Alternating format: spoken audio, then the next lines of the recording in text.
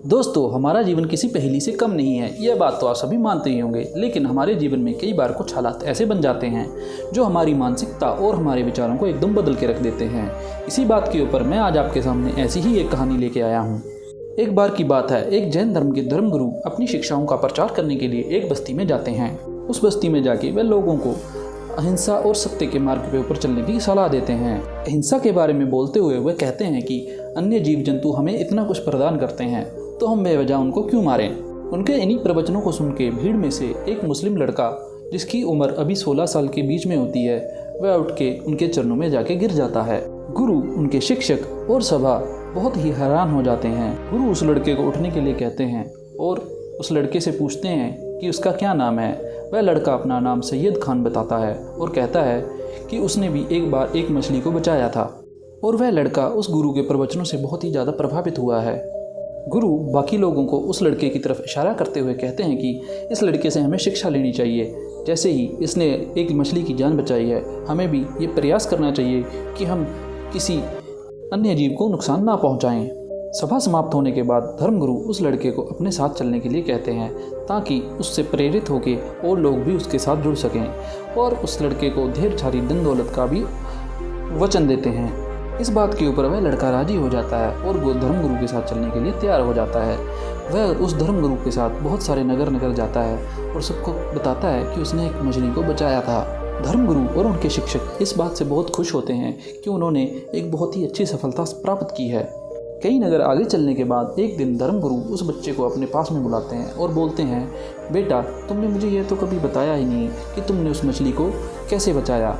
मैं आज ये जानना चाहता हूँ कि तुमने उस मछली को कैसे बचाया, कृपया मुझे बताओ।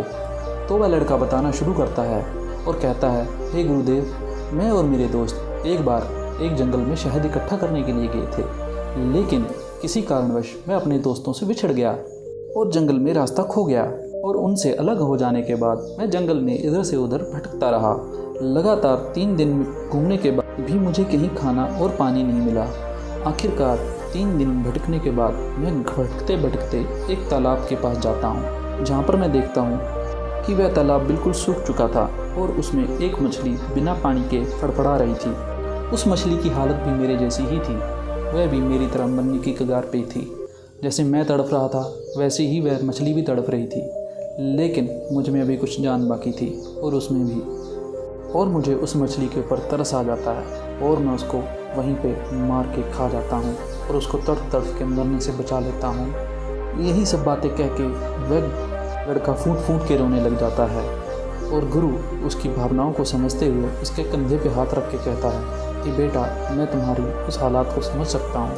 और उस लड़के को खड़ा करके कहता है कि बेटे, तुमने उस समय जो हालात और तुम्हारी मजबूरी की वजह से तुमने किया, वह सब तुमने अनजाने में किया और मजबूरी वश किया है।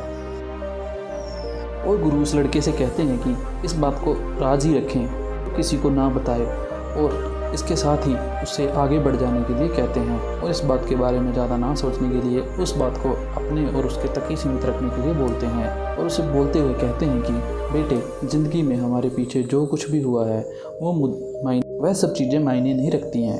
मायने ये रखता है कि अभी हम कितने सही हैं और अभी हम अपने आप को सुधारने के लिए कितना प्रयास कर रहे हैं। तुम अपने आप को सुधारने के लिए बहुत प्रयास कर रहे हो और मैं ये जानता हूँ कि तुम बहुत ही मुश्किल समय से गुजर रहे हो। और देखा जाए तो ज़िंदगी जीना इसी का नाम है कि हम पीछे की चीज़ों से सीख के आगे बढ़ें। तो देखा दोस्तों आपने, हम अब सभी अपने जीवन में कुछ ना कुछ ऐसी गलतियाँ करते हैं कि जिसका हमें पछतावा होता है, लेकिन उन गलतियों के बारे में ना सोच के, उन गलतियों से सीख के आगे बढ़ने का नाम ही ज़िंदगी है।